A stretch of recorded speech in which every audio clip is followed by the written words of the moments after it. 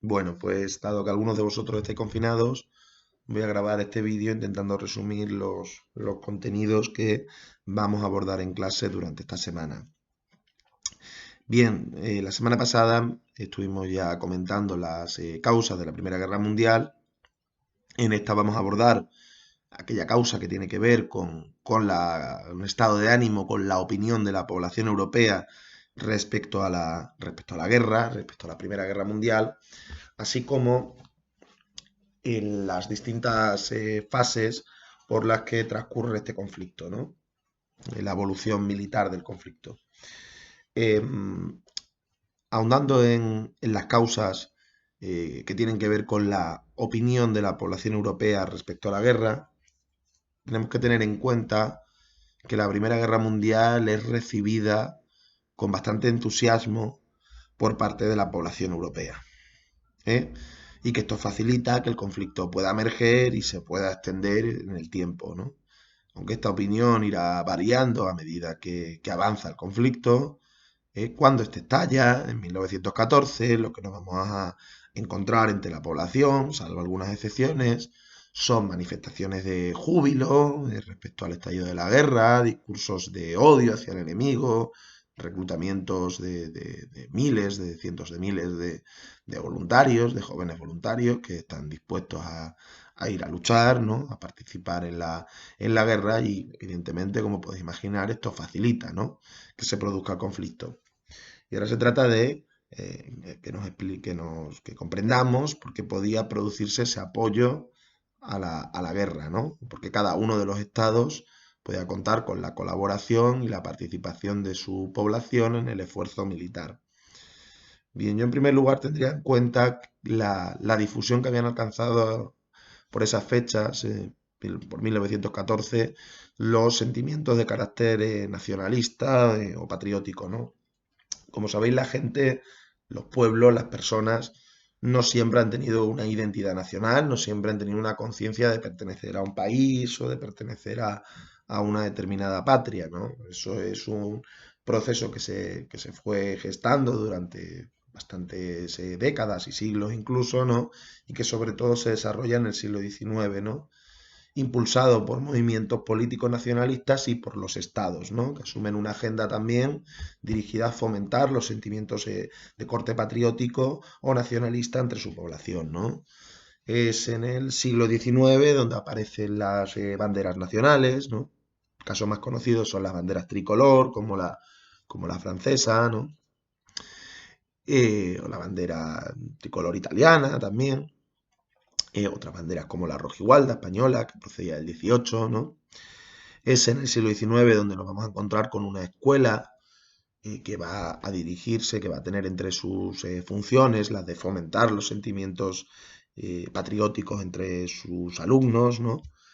Es en el siglo XIX donde se empieza a extender una prensa de masas, empiezan a asistir periódicos con una cierta tirada, y ya en el siglo XX nos vamos a encontrar con la radio, también con unos discursos muchas veces de corte nacionalista o patriótico.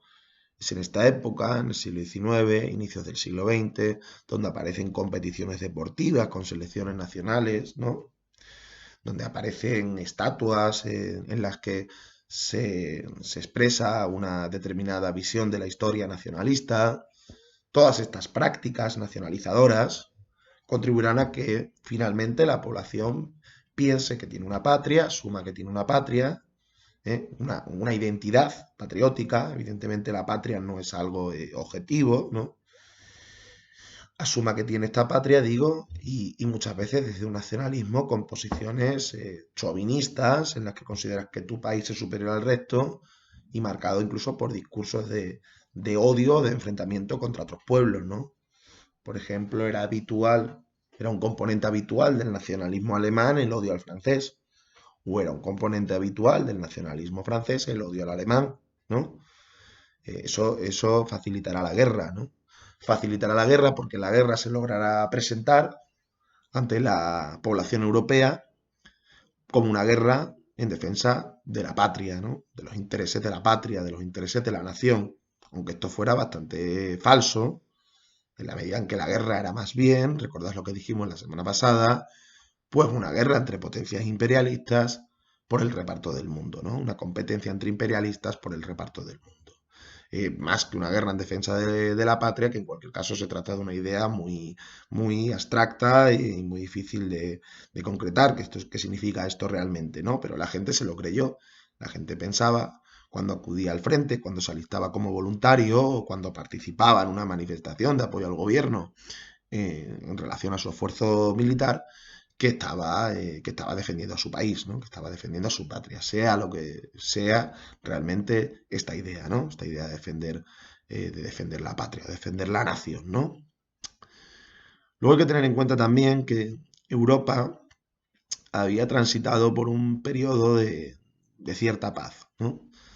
Prácticamente desde 1870, desde la guerra franco-prusiana y hasta 1914, hasta la Primera Guerra Mundial, no hay conflictos militares de importancia, al menos en lo que se refiere a Europa Occidental. Esto había contribuido a formar una visión romántica de la guerra, como si ésta se tratara de una especie de aventura, de una emoción fuerte, entre una juventud que estaba deseosa de escapar del aburrimiento, ¿no? Y que empezó a desarrollar una especie de culto a la violencia y que vio en la guerra una posibilidad también de realización personal, ¿no? La guerra nos va a aportar una experiencia con muchos elementos satisfactorios. Queremos emociones fuertes, por eso queremos participar en una guerra. En la Europa inmediatamente anterior a la Primera Guerra Mundial se había extendido el culto a la violencia, a las armas, a los ejércitos. Eso facilita también el apoyo popular hacia la guerra. Finalmente hay que tener en cuenta también, para explicar esa defensa de la población europea de sus gobiernos durante la Primera Guerra Mundial, la actitud que tomará la mayor parte del movimiento obrero.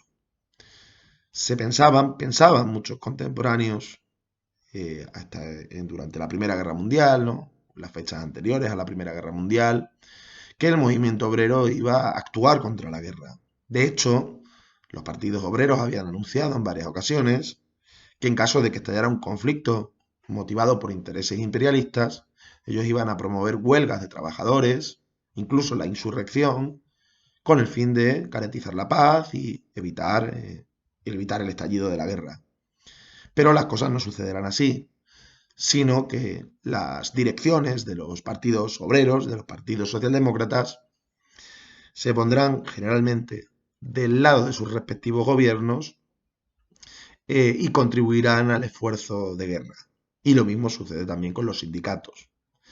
El hecho de que el movimiento obrero apoyara una guerra, que además era una guerra motivada principalmente por ambiciones imperialistas, tiene que ver con las dinámicas en las que se veía inmerso este movimiento, pues desde la época del imperialismo, desde hacía unos 20 o 30 años, ¿no?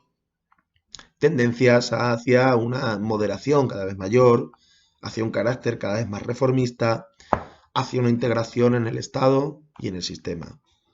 ¿Por qué el movimiento obrero de Europa Occidental estuvo marcado por esa tendencia cada vez más moderada y cada vez más reformista? Parece que tiene que ver esto con los beneficios reales o imaginarios, posiblemente reales, que obtenían muchos obreros occidentales, una parte de los obreros occidentales, de las políticas de expansión imperialista. En la medida en que se sobreexplotaba a las colonias de África o Asia, la explotación de los trabajadores europeos se reducía. De alguna manera, los grandes beneficios obtenidos del imperialismo, obtenidos del colonialismo, eran también repartidos, al menos entre algunos sectores de los trabajadores europeos.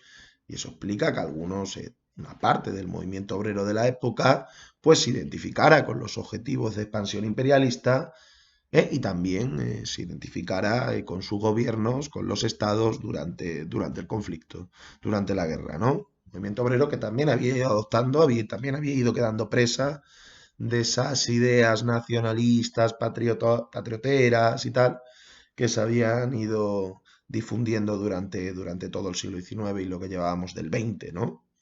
Entonces, bueno, la conjunción entre una población con unos sentimientos nacionalistas cada vez más que definidos, ¿no? Con unos sentimientos patrióticos cada vez más claros. El hecho de que la guerra se presentara como una guerra en defensa de la patria, sea lo que esto signifique, la existencia de una juventud que está deseosa de vivir experiencias y que empieza a desarrollar una especie de culto a la violencia y finalmente la inacción del movimiento obrero, explica que cuando estalle la Primera Guerra Mundial en 1914, pues exista un grado de apoyo popular a la participación en la guerra notable, ¿no? Que la gente apoye la guerra. Evidentemente esta opinión iba a ir cambiando en el tiempo conforme se ve que la guerra iba a ser mucho más larga de lo que se esperaba, conforme se ve lo que significa en la práctica las muertes, las millones de muertes provocadas por el conflicto, la destrucción material, la consiguiente extensión de la pobreza y de la miseria. En ese momento ya, de una manera paulatina, poco a poco, mes a mes, van a ir aumentando los críticos, ¿no? Van a ir ganando peso los críticos contra la guerra hasta que al final del conflicto lo que hay ya son deserciones del frente, amotinamientos de soldados, ¿no? Etcétera, etcétera. Pero lo que es el origen de la Primera Guerra Mundial, hay un apoyo popular, hay una defensa por parte de la población de la guerra, ¿no? Bien, entrando en las fases por las que irá discurriendo la Primera Guerra Mundial, y teniendo en cuenta que al final este es un apartado que vais a tener que trabajar bastante por vuestra cuenta, ¿no? Donde juega un papel importante la memoria, ¿no? No es un apartado tan comprensivo o que tenga que ver tanto con comprender como otros, hay que conocer datos bien precisos y bien concretos, ¿no? Recalco antes de empezar la composición de cada uno de los bandos, ¿no? Existe una triple entente liderada por Francia e Inglaterra, de la que participará también Rusia, ¿no? Y Serbia, ¿eh? Y existe un bloque de las potencias, Italia también, ¿eh? Y un bloque de las potencias centrales en las que encontramos a Alemania, Austria-Hungría y a ese viejo imperio musulmán que era el Imperio Otomano, teniendo presente, digamos, ese cuadro, ese esquema que os he pasado y que tendréis que memorizar, ¿no? Tendréis que estudiar, pues vamos a entrar con el momento en el que está ya el conflicto, situándonos en Bosnia, en los Balcanes, ¿no? Sabéis que los Balcanes era una región por la que competían distintos estados europeos, ¿no? La que estaba presente en los intereses rusos, los intereses otomanos, los intereses austrohúngaros, ¿no? Y en concreto en uno de estos países balcánicos, en Bosnia, se encontraba en junio, el 28 de junio de 1914, el archiduque Francisco Fernando, ¿no? Archiduque austrohúngaro, porque Bosnia estaba dominada por Austro-Hungría. Pero existía un movimiento nacionalista serbio que estaba en contra de la presencia austriaca en suelo balcánico, en concreto también en Bosnia, ¿no? Y un militante de ese nacionalismo serbio, en concreto de una organización llamada La Mano Negra, Gavrilo Princip, pues aprovechará la visita del archiduque Francisco Fernando para asesinarle. Bien, Austro-Hungría responde a estos hechos exigiendo al gobierno serbio que le deje investigar por su cuenta el atentado, pues considera que es Serbia el responsable en las sombras de lo que haya ocurrido, ¿no? Del asesinato de Francisco Fernando. Serbia se niega a las condiciones en parte humillantes que les exigen a Austro-Hungría y esto lleva a los austrohúngaros a declararle la guerra a Serbia el 28 de julio de 1914. Y a partir de aquí digamos que se desencadena el conflicto. Se desencadena el conflicto porque Alemania se pondrá de parte de Austro-Hungría en su guerra con Serbia, Rusia se pondrá de parte de Serbia en su guerra con Austro-Hungría, Alemania declarará la guerra también a Francia porque Francia era un aliado de Rusia, e Inglaterra declarará la guerra a Alemania porque Inglaterra era un aliado de Francia. Al final esto hay que memorizarlo, ¿no? Pero en cualquier caso, y a la altura de agosto de 1914, una parte importante de los estados europeos, Francia, Rusia, Serbia, Austria-Hungría, Alemania, Inglaterra, están en guerra. Ha dado comienzo, por ende, la Primera Guerra Mundial. En cuanto a cómo va evolucionando este conflicto, yo he hecho una división que podría haber sido más detallada, podría haber sido más concreta, pero yo he dividido la evolución militar del conflicto en dos fases, ¿no? Se podría haber dividido en más, pero bueno, yo lo he hecho en dos. La guerra entre 1914 y 1916 y la guerra entre 1916 y 1918, ¿no? Momento en el que finaliza. Bien, entrando con la guerra entre 1914 y 1916 en el frente occidental, esto es, en el territorio francés sobre todo, ¿no? En el choque entre las tropas provenientes de Alemania y las tropas francesas y las británicas que acudirán en su ayuda, deciros que lo que nos vamos a encontrar es con una guerra de trincheras en las que estas, desde fines de 1914 hasta prácticamente los meses finales del conflicto, apenas varían. Al principio de la guerra, Alemania ocupa muy rápidamente Bélgica, que era un país neutral, entra en Alemania con el objetivo de hacer una especie de guerra relámpago, ¿no? De atravesar rápidamente su territorio, pero la resistencia de las tropas francesas y británicas hacen que los alemanes queden detenidos en una línea, la línea Hindenburg se llamará, situada en el norte de Francia, que apenas varía durante todo el conflicto. Hay todo tipo de batallas, muy sangrientas, algunas de estas, pero las fuerzas militares de ambos bandos están muy igualadas, ¿no? Entonces la guerra va prácticamente que en lo que se refiere al frente occidental está detenida en unas líneas que apenas se mueven, apenas hay avances o retrocesos territoriales de ninguno de los dos bandos, ¿no? Esto evidentemente incrementa el grado de dureza, ¿no? de la guerra, ¿eh? Porque la vida en la trinchera era una vida, como podéis imaginar, muy complicada, ¿no? Rodeada de ratas, pasando hambre, ¿no? Teniendo que estar meses y meses metido en un agujero, ¿no? Metido en una trinchera. Bien, en cuanto a lo que sucede en el frente oriental, nos vamos a encontrar con una situación bastante distinta. Lo que vamos a ver en este escenario principalmente, se podría hablar un poco de la situación de Austria-Hungría, pero lo que yo quiero que nos centremos en relación a este escenario, desde la batalla de Tannenberg prácticamente, es en una sucesión de derrotas del ejército ruso por parte de los alemanes, ¿no? Se va a demostrar que Rusia, pese a ser el país que cuenta con más hombres en su ejército, pues porque era el país que tenía más población y más territorio, ¿no? De los implicados en el conflicto, pese a ser potencial, digamos, en número de soldados, es un país mucho menos desarrollado, mucho más débil, es un ejército peor organizado que el alemán, es un país menos industrializado que Alemania. Recordad la importancia que tiene la industria en este conflicto al que hemos calificado como guerra industrial. Y eso hará que a la altura ya de 1916, en apenas 2 años, Rusia haya perdido buena parte de su impresionante, por otro lado, territorio, ¿no? Que haya perdido toda Polonia, buena parte de los países bálticos, de Ucrania, de Bielorrusia, ¿no? En apenas 2 años.